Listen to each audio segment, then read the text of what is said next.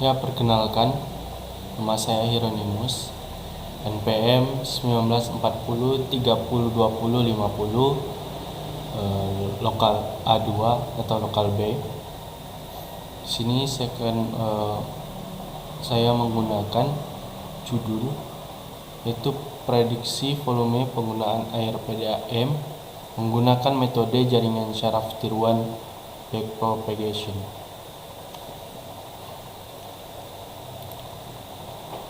Pertama-tama pendahuluan.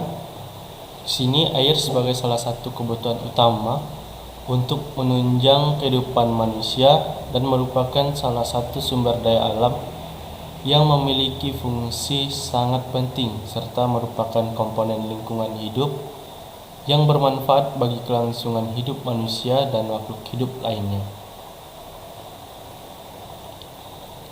Nah, seiring dengan meningkatnya laju pertumbuhan penduduk di kota, kebutuhan akan air bersih pun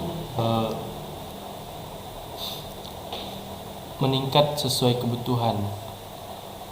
Dan di Indonesia, PDAM merupakan lembaga yang mengatur dan mengelola pengadaan air bersih bagi masyarakat. Jadi jumlah air yang diproduksi disalurkan sebaiknya disesuaikan dengan permintaan air. Namun timbul persoalan berupa pemborosan air di PT PDAM yang ada di kota misalnya. Ada permasalahan dalam menghadapi kebutuhan air. Salah satunya apabila jumlah air yang diproduksi dan disalurkan lebih besar daripada permintaan akan air, maka timbul persoalan pemborosan volume air pada PDAM.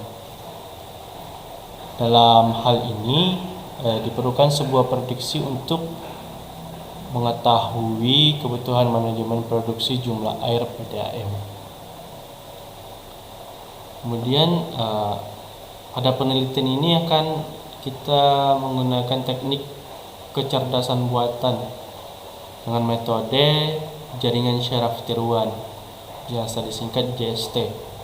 Nah, konsep dari JST ini untuk memprediksi jumlah produksi air PDAM dengan cara mengelola data jumlah produksi air PDAM periode masa lalu yang dimasukkan ke dalam sistem. Dilakukan proses pelatihan menggunakan JST dengan metode backpropagation. Setelah dilakukan proses pelatihan, sistem akan menghasilkan bobot-bobot yang akan digunakan untuk memprediksi jumlah produksi air PDAM pada periode tahun selanjutnya. Nah, kecerdasan buatan merupakan cabang ilmu komputer yang konsen dengan pengautomatisannya tingkah laku. Jaringan syaraf tiruan juga telah banyak digunakan dalam berbagai permasalahan, diantaranya ada penelitian sebelumnya tentang platform jaringan syaraf tiruan yang menggunakan algoritma backpropagation selama pelatihan untuk memungkinkan putaran energi. Kemudian di sini kita lanjut. Di sini ada kecerdasan buatan yang sudah saya sebutkan tadi. Kecerdasan buatan yang kita gunakan metode JST, jaringan syaraf tiruan. Nah, kecerdasan buatan atau artificial intelligence merupakan bidang ilmu komputer yang membuat agar komputer dapat melakukan pekerjaan seperti dan sebaik yang dilakukan oleh manusia. Robotika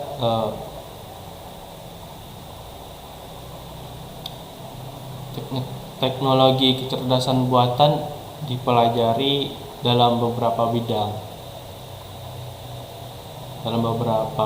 Seperti robotika dan sistem sensor, penglihatan komputer atau computer vision, sistem syaraf tiruan, artificial neural system, agen cerdas, intelligent agent, pengenalan suara, speech recognition atau permainan, game playing, dan sistem pakar, expert system.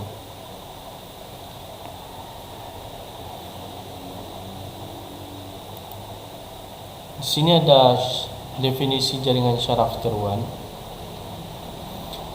Jaringan syaraf tiruan itu merupakan salah satu metode berbasis kecerdasan buatan yang mampu mengidentifikasi pola, signal processing, serta peramalan dari sistem dengan metode pembelajaran. Nah, dalam jaringan syaraf tiruan terdapat konsep yakni setiap pola-pola informasi input dan output yang diberikan ke dalam jaringan syaraf tiruan diproses dalam neuron. Nah, lapisan-lapisan penyusun JST tersebut dapat dibagi tiga, yaitu satu atau yang pertama lapisan input. Unit-unit di dalam lapisan input disebut unit input. Unit-unit input tersebut menerima pola inputan data dari luar yang menggambarkan suatu permasalahan. Yang kemudian yang kedua itu lapisan tersembunyi. Nah, unit-unit dalam lapisan tersembunyi disebut unit-unit tersembunyi. Kemudian yang ketiga lapisan output. Nah, unit-unit di dalam lapisan output disebut unit-unit output.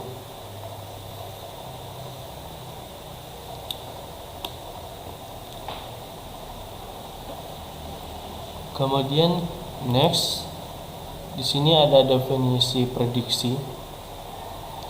Nah, dalam penelitian ini dibutuhkan beberapa teori yang berhubungan dengan prediksi. Di antaranya adalah prediksi.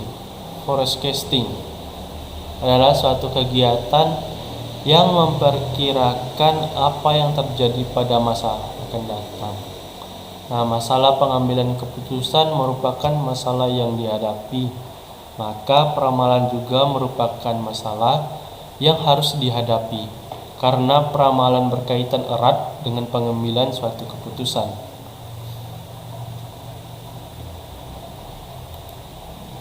Kemudian di sini ada backpropagation. Backpropagation-nya merupakan algoritma pembelajaran yang terawasi dan biasanya digunakan oleh perseptron dengan banyak lapisan untuk mengubah bobot-bobot yang terhubung dengan neuron-neuron yang ada pada lapisan tersembunyinya. Secara garis besar, training jaringan dengan metode backpropagation meliputi 3 tahap.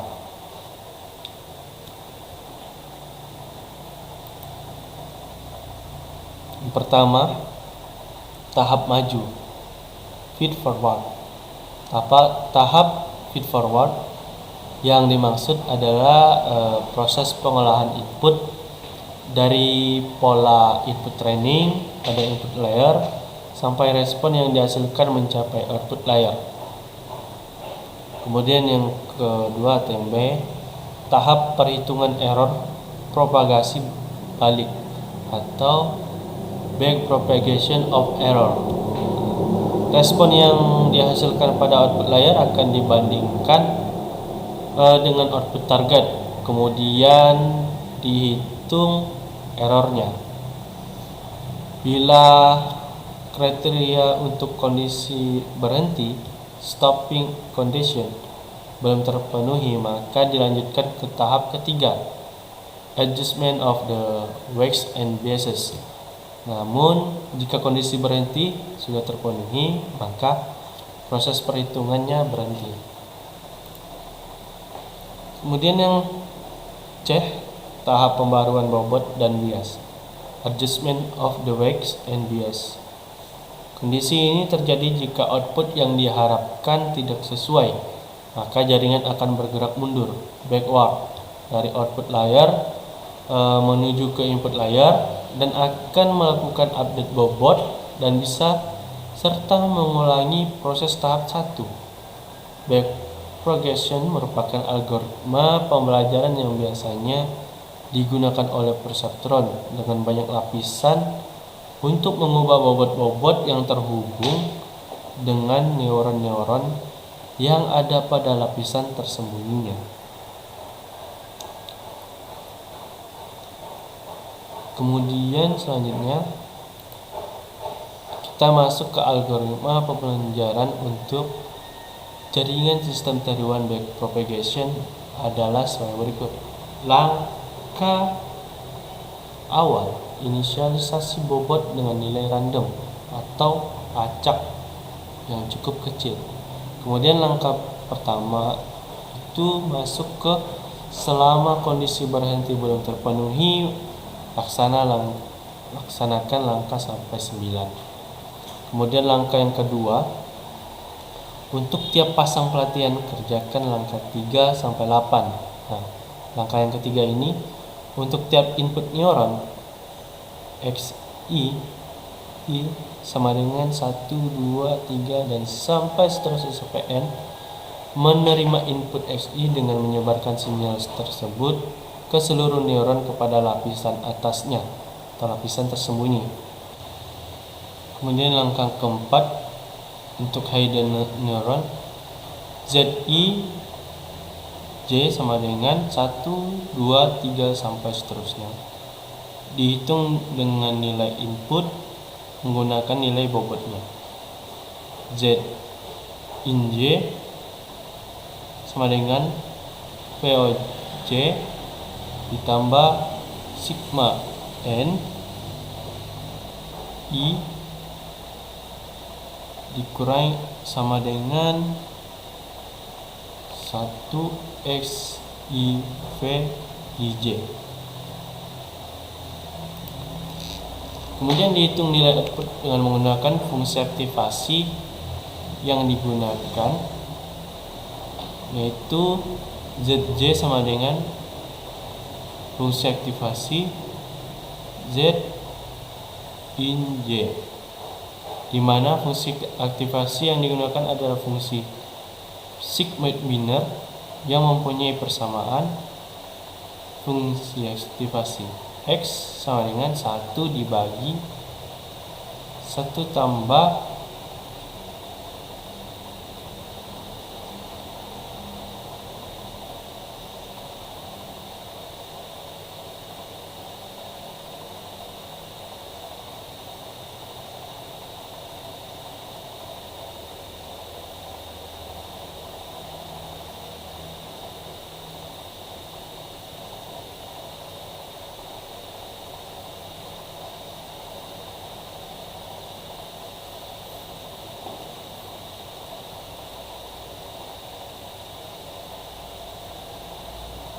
fungsi aktivasi X sama dengan 1 dibagi 1 tambah delta X.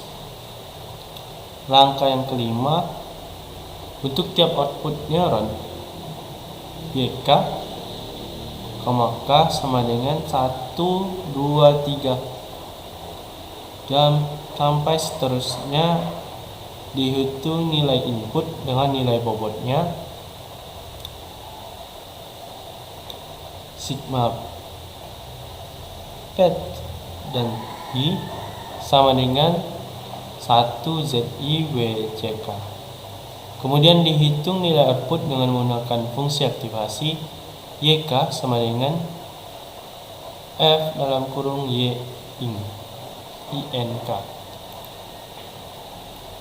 Kemudian langkah yang ketujuh, untuk tiap output neuron YK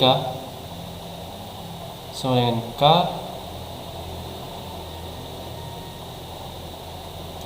YK, K sama dengan 1, 2, 3 sampai seterusnya. Menerima pola target yang bersesuaian dengan pola input dan kemudian dihitung informasi kesalahan, yaitu delta K sama dengan TK dikurangi YK F action YI. Kemudian dihitung koreksi nilai bobot yang kemudian akan digunakan untuk memperbaharui nilai delta WJK dibagi WJ sama dengan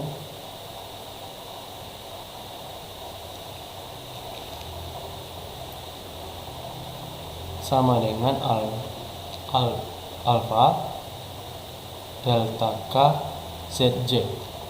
Langkah yang ketujuh untuk tiap hidden neuron ZJ, J sama dengan 1, 2, 3 sampai seterusnya P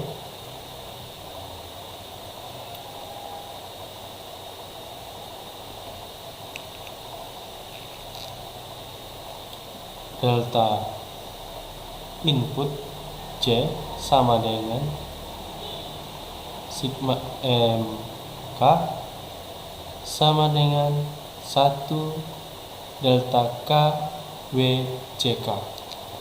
Kemudian nilai tersebut dikalikan dengan nilai turunan dari fungsi aktivasi untuk menghitung informasi kesalahan delta J sama dengan delta in J F action Z in J.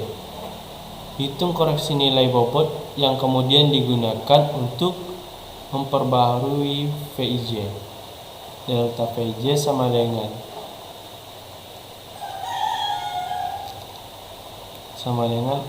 alfa delta J XI.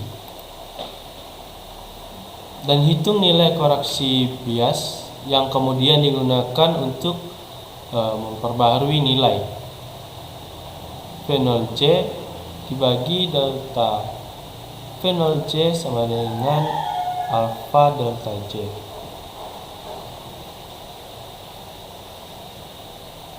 Memperbaharui nilai bobot dan nilai bias. Langkah ke-8.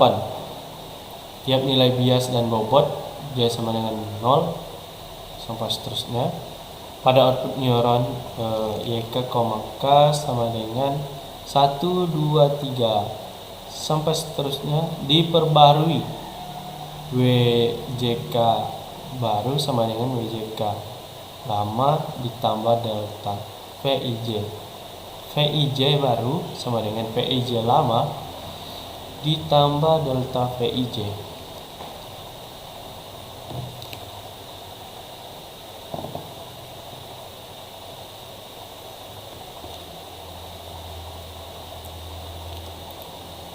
Kemudian kita masuk ke metodologi penelitian.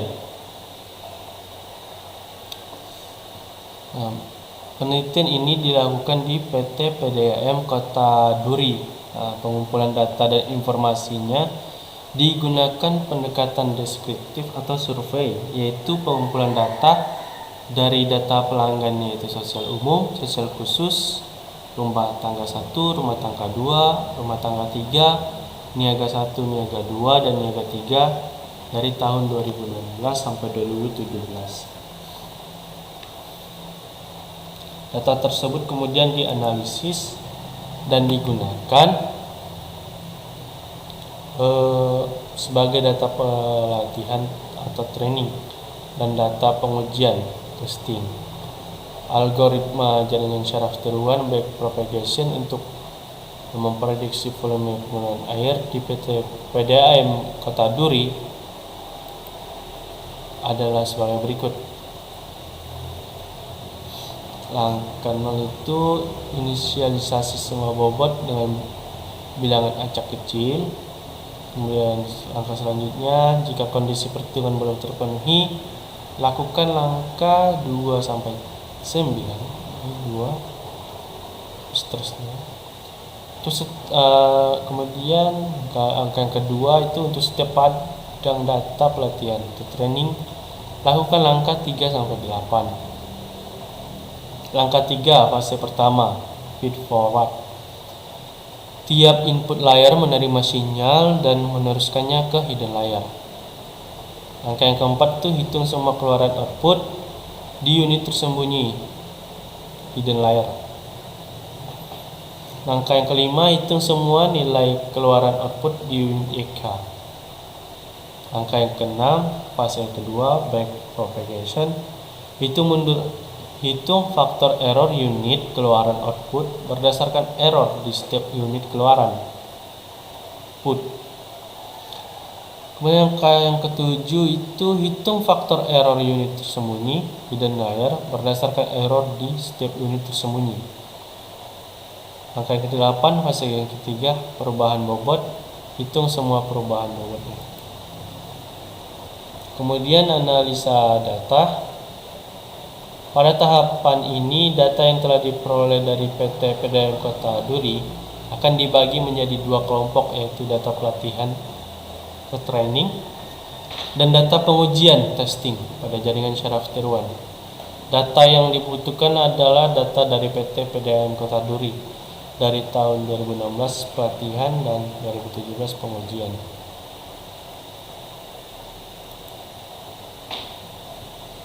Nah, ini adalah data penggunaan air PT PDAM Kota Duri tahun 2016-2017. Ini tahunnya, bulan,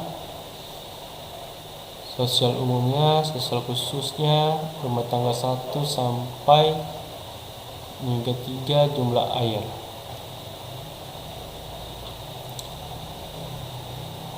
Ini adalah pelanggan air bersih PT PDAM Kota Duri. Kemudian berikut merupakan variabel-variabel yang akan digunakan dalam memprediksi jumlah penggunaan air bersih di PT PDAM Kota Duri. Ini adalah variabelnya. Ada sosial umum, sosial khusus, rumah tangga 1, rumah tangga 2, rumah tangga 3, niaga 1, niaga 2, niaga 3. Jumlah penggunaan air ditetapkan sebagai data target.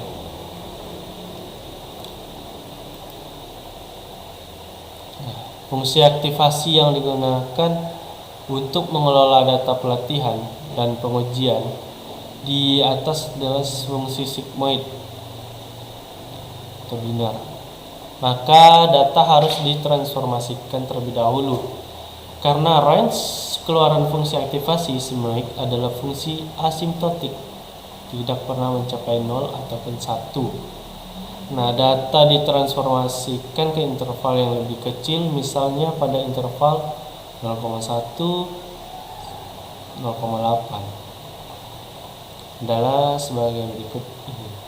X sama dengan 0,8 dalam kurung S dikurangi A bagi B dikurangi A ditambah 0,1. Yang sudah saya katakan, ini merupakan variabel-variabel yang akan digunakan dalam memprediksi jumlah penggunaan air bersih di PT PDAM Kota Duri.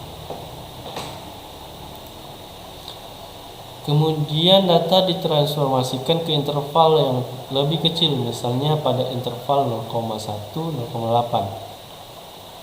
Ini tadi, dan keterangannya di sini 0,1 itu 0,8 itu adalah ketetapan X nilai data ke N, A nilai data terendah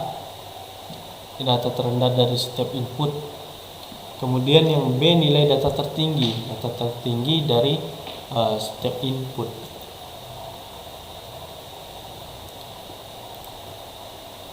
Kemudian ini adalah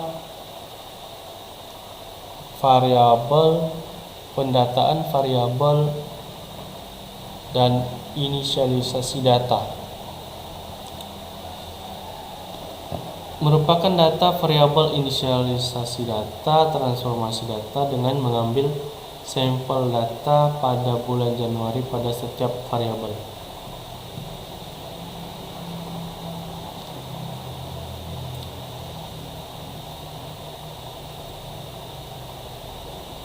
Dan inilah variabelnya tadi, dan ini inisialisasinya dan nilai.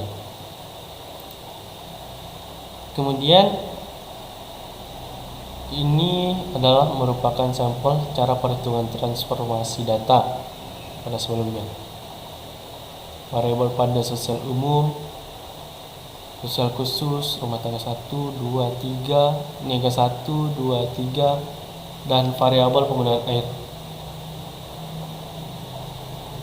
Ini tadi kita dapatkan dari rumus sebelumnya kan, untuk menghitung transformasi data setiap variabel. Dapatlah sampel cara perhitungannya seperti ini. Selanjutnya langkah-langkah perhitungan sebagai berikut. Inisialisasi sebuah bobot dengan bilangan acak, sama seperti data slide sebelumnya. Langkah-langkahnya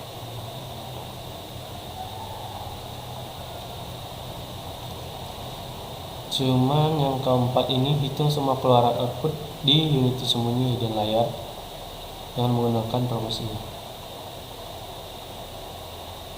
Z net J sama dengan VJO sigma N I sama dengan 1 XI VJI. Kemudian mencari nilai sigmoid. Kita mencari nilai sigmoid dengan menggunakan data yang sebelumnya, ZI sampai Z9. Nilai yang didapatkan adalah ini di tabel ini.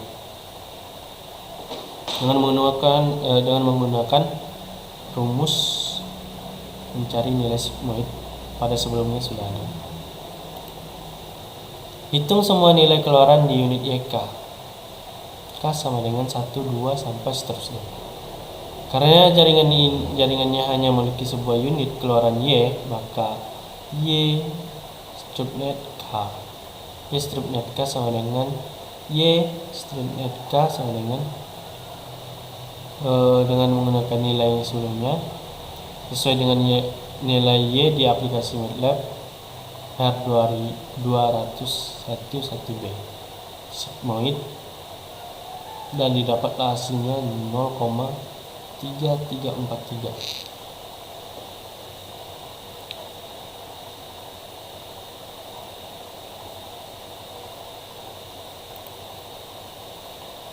Kemudian menghitung faktor berdasarkan kesalahan setiap unit keluaran YK.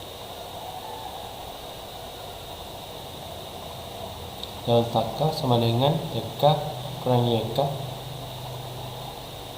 YK dalam kurung 1 strip YK dengan nilai seperti berikut.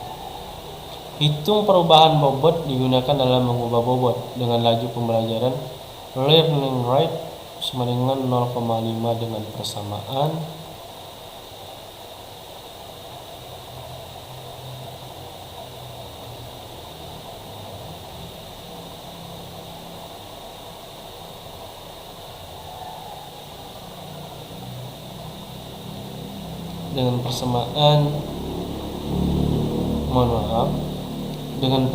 maksudnya tadi dengan persamaan menghitung dari delta W11 sampai delta W0. Nah, dengan perhitungannya delta W sama dengan alfa dikali delta K dikali Z1 dengan nilai 0,5 dikali nilai-nilai data sebelumnya, kemudian didapatkan nilai bobot delta W11, delta W12 sampai dengan delta W0. Kemudian ini adalah langkah yang ketujuh, menghitung faktor error delta unit tersembunyi hidden layer berdasarkan error di setiap unit tersembunyi. Strip J yang kurung J sama dengan 1, 2 sampai seterusnya.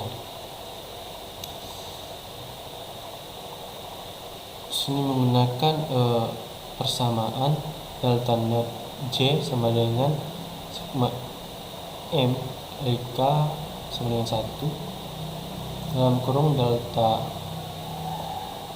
K dikali WKJ. Kemudian delta input J sama dengan delta K dikali WCK.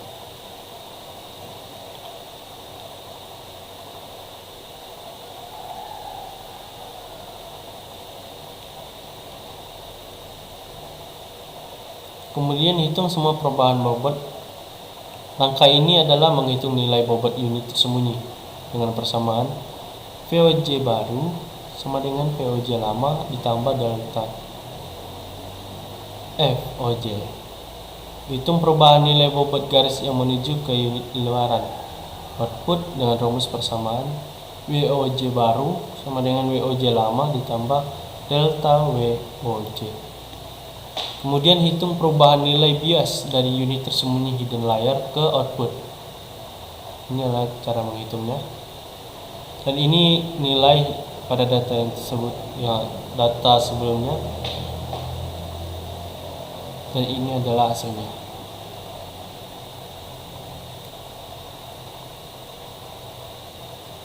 Kemudian pada gambar ini adalah implementasi pada MATLAB R2011B. Sini adalah pola dan grafik goal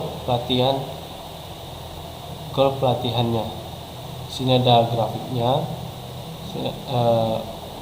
sini ada polanya.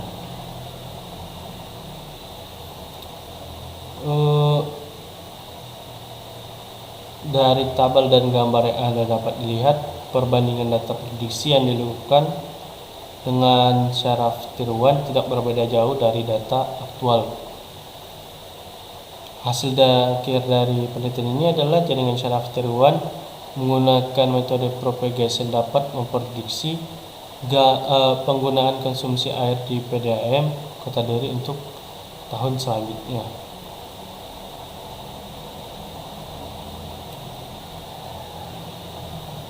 Maka dapat disimpulkan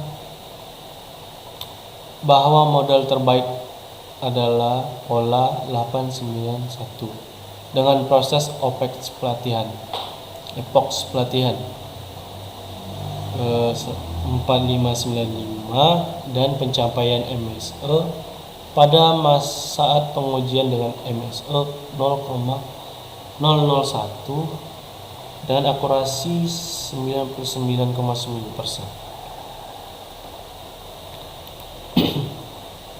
Kesimpulannya, berdasarkan analisa data pada pelatihan training dan pengujian testing tentang prediksi penggunaan air di PT PDAM Kota Duri, maka dari pelatihan ini dapat diambil beberapa kesimpulan sebagai berikut.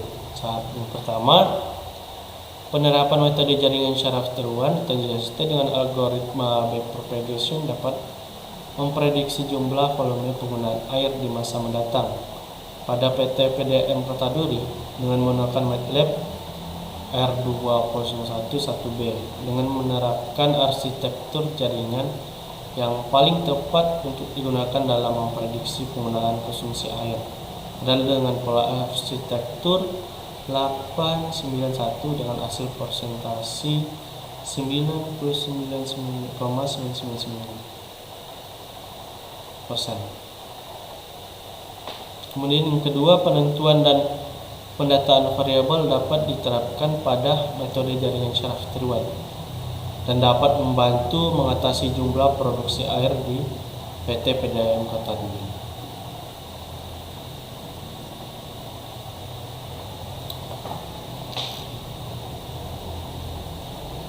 Mungkin presentasinya sampai di sini. Mohon maaf jika ada kesalahan kata dalam penyampaian materinya. Cukup sekian dan terima kasih.